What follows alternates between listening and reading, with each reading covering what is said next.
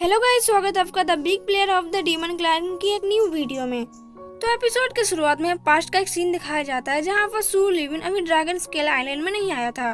ये जो dragon place है वो secret blood golden food dragon clan के अंदर है। जिसके बाद हम देखते हैं उस स्कॉटल को जो कि अपने बारे में सारी इन्फॉर्मेशन ड्रैगन किंग को लिख के दे देता है कागज पर। जिसके बाद ड्रैगन किंग जोरों से हंसने लगता है और कहता है कि जिस स्कॉल आइलैंड के बारे में पिताजी दिन रात सोचते थे वो स्कॉल आइलैंड का पेपर अब मेरे पास है।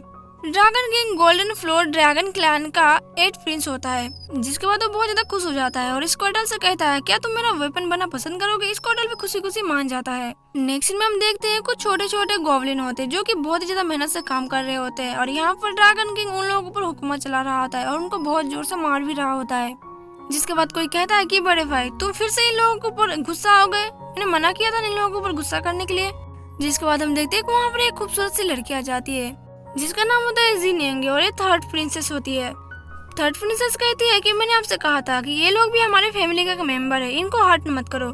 ये सुनने के बाद ड्रैगन किंग कहता है कि मैंने तुम्हें कितनी बार मना किया कि मुझे 8 ब्रदर मत बोलो, मुझे 8 प्रिंस बोलो।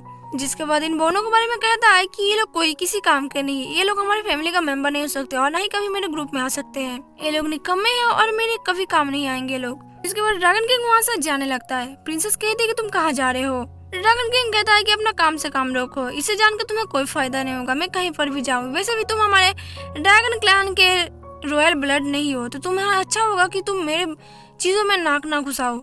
जिसके बाद वो ड्रैगन फॉर्म में आके वहाँ से चला जाता है। ड्रैगन किंग के जाने के बाद प्रिंसेस कहती है कि ठीक है जाओ, मैं भी देखती हूँ कि तुम क्या करना चाहते हो। जिसके बाद कहानी फिर प्रेजेंट में आती है और हम देखते हैं कि ड्रैगन किंग हमारे मेन लीड को मारने की कोशिश कर रहा होता है। वो कहता है कि आज तुम्हारी लास्ट डेट है, आज मैं तुम्हें एक दर्दनाक मौत दूंगा। जिसके बाद वो स्क्वाडर कहता है कि 8 ड्रैगन प्रिंस को हराना मुश्किल है थोड़ा सा और ये ह्यूमन बहुत ज्यादा बेवकूफ निकला। जिसके बाद हमारा मेन लीड सोचता है कि ये जो प्रिंस है ड्रैगन क्लैन का, ड्रैगन प्लेस का 8 प्रिंस, इसने तो मेरी रियल लाइफ में आके उंगली कर दी, यानी कि मेरी प्राइवेट लाइफ में जाने की इसकी क्या जरूरत थी। वैसे लड़ाई करता, इसको मैंने आधा मुंडा किया है, अब इसको मैं पूरा टकला करूंगा। जिसके बाद वो ड्रैगन किंग के हमले से बार बार डॉज कर रहा था और जैसे तैसे करके बच रहा होता है। फिर वो जाके एक पेड़ के पीछे छुप जाता है और कहता है मैं तो भूल ही गया था, ये बॉडी बहुत ज्यादा कमजोर है। मैंने सोचा था कि इस गेम में मैं सबसे ज्यादा अव्वल नंबर पर हूँ, लेकिन मुझे नहीं पता था कि ये गेम इतना ज्यादा हार्ड होने वाला है। जिसके बाद वो कहता है कि मैं कितना भी कोशिश कर लूँ, कितना भी अच्छा कर लूँ, लेकिन मैं किसी तरह ड्रैगन स्केल पेड़ को नहीं तोड़ने वाला हूँ और ना ही मैं इसका कुछ बिगाड़ सकता हूँ। अगर अच्छा होगा कि मैं इस ड्रैगन फ्रूट का इस्तेमाल कर पाऊँ तो मेरे लिए अच्छी बात होगी। तभी उसके सर से एक ड्रैगन फ्रूट टकराती है और टकरा कर नीचे गिर जाती है। वो बहुत ही ध्यान से उस ड्रैगन फ्रूट को देख रहा होता है। जिसके बाद उसको अचानक से याद आती है कि किसी ने कहा था कि याद रखना ड्रैगन फ्रूट को कभी भी नीचे गिरने मत देना, वरना तुम्हारा अंजाम बहुत ज्यादा बुरा होने वाला है। जिसके बाद पीछे स्क्वाडल जो होता है वो कहता है कि बेचारा ह्यूमन, तुम्हें नहीं पता कि तुम 8 प्रिंस का हाथ तो आज बहुत ही गंदे तरीके से मरने वाले हो। जिसके बाद ड्रैगन किंग जोजो से हंसने लगता है और कहता है कि बहुत ज्यादा चालाक बन रहा था ह्यूमन। अब देखो मैं 1500 ईयर से अपना कैटलिस को संभाल कर रखा है, तुम्हें क्या लगता है कि तुम इसको एक बार में कैच कर लोगे। जिसके बाद वो देखता है सू लिमिन उस हथियार को अपने हाथों में उठा लेता है, जिसे देखकर बहुत ज्यादा घबरा जाता है और कहता है कि उसको हाथ मत लगाना। जिसके बाद हम देखते हैं सू लिमिन को जो कि बहुत ही ज्यादा ताकतवर हो जाता है, उसकी बॉडी के अंदर सारी एनर्जी दौड़ रही होती है और कहता है कि मुझे अंडर एस्टिमेट करने की तुम्हारी हिम्मत कैसी हुई, मैं तुम्हारा दद्दू हूँ, तुमने मुझे गुस्सा दिलाया, मैं अभी सचमुच का गुस्सा हूँ। इसके बाद ड्रैगन किंग ये देख के बहुत ज्यादा हैरान हो जाता है और कहता है इसकी औरा तो बहुत ज्यादा खतरनाक है, मैंने कभी नहीं सोचा था कि एक बिना प्रिंस का जो लड़का हो सकता है उसके पास भी इतना खतरनाक औरा हो सकता है। जिसके बाद लू लिमिन गुस्से में उसकी और उसी का हथियार फेंकता है और कहता है कि अब तुम मरने वाले हो। जिसके बाद हम नेक्स्ट सीन देखते हैं जहाँ पर सू लिविन उसको पूरी तरीके से मार के उसको बॉडी का कट कर देता है। फिर वो कहता है कि ये थोड़ा सा बदतमीज था और एनोइंग भी था, लेकिन उसके बाद भी इसका जो खजाना है अब मेरा है, अब डर किस बात की, अब सारी चीज मेरी है। जिसके बाद वो पाउच को नीचे करता है और कहता है कि ये बंदा बहुत ज्यादा कमजोर है, इसके साथ कोई भी चीज अच्छी नहीं होती। लेकिन जैसे ही उस पाउच को नीचे करता है उस पाउच में से बहुत सारा खजाना निकलने लगता है। सूलिमिन इतना सारा खजाना देख के बहुत ज्यादा हैरान हो जाता है। वो कहता है कि इतना सारा खजाना और मटेरियल इसके पास कहाँ से आया, ये था तो एक प्रिंस लेकिन कोई डीमन से कम नहीं था। जिसके बाद वो सोचने लगता है पास की कुछ चीजें और सोचता है कि किस तरह उन लोगों ने मुझे फंसा के यहाँ फैलाया था। उन लोगों को लगा था कि मेरे पास बहुत सारा खजाना होगा, जिसके बाद वो लोग मुझे मार देंगे और सारा खजाना अपने आप ले लेंगे। लेकिन उन लोगों को कहाँ पता था कि मेरे पास एक फूटी कौड़ी भी नहीं है और ये बंदा बहुत ज्यादा वीक है, इसको थोड़ा सा मजबूत बनाना होगा, मुझे थोड़ी और मेहनत करनी पड़ेगी और मुझे थोड़ा सा और स्ट्रॉन्ग बनना पड़ेगा। जिसके बाद वो कहता है कि चलो इसके अंदर मैं कुछ ढूंढता हूँ, क्या कोई मुझे काम की चीज मिलेगी। इसके बाद उसे एक आयरन गोल्ड टाइप का कुछ चीजें मिलती है और कहता है कि इस बंदे के पास मटेरियल बहुत सारी है, इस मटेरियल से बहुत सारे स्वॉर्ड बनाए जा सकते हैं जो कि बहुत ज्यादा खतरनाक भी हो सकते हैं और ये डिवाइन वेपन बनाने के लिए बहुत ज्यादा अच्छी चीज है।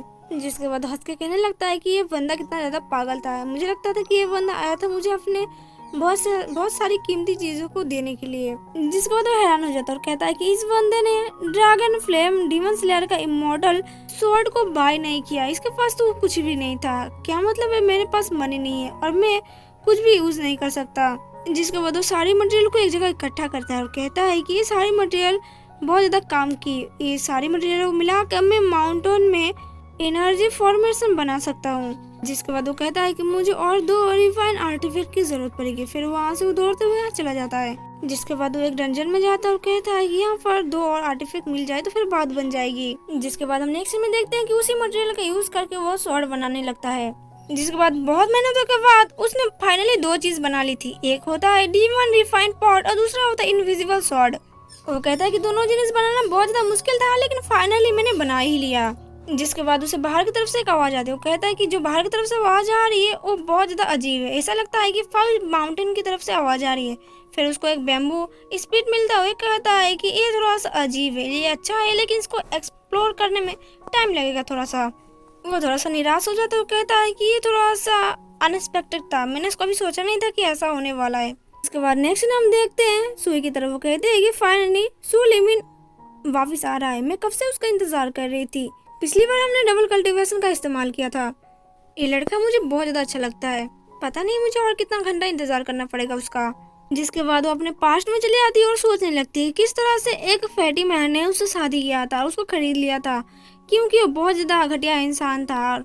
उसके बाद उसने अपने साथ बहुत सारी लड़कियों को कैद करके रखा था और उन लोगों को बहुत ज्यादा टॉर्चर कर रहा था और हमको अच्छे से ट्रीट नहीं कर रहा था क्योंकि वो अपने फैमिली पावर का यूज कर रहा था और ना चाहते हुए भी कोई भी उसका कुछ नहीं बिगाड़ सकता।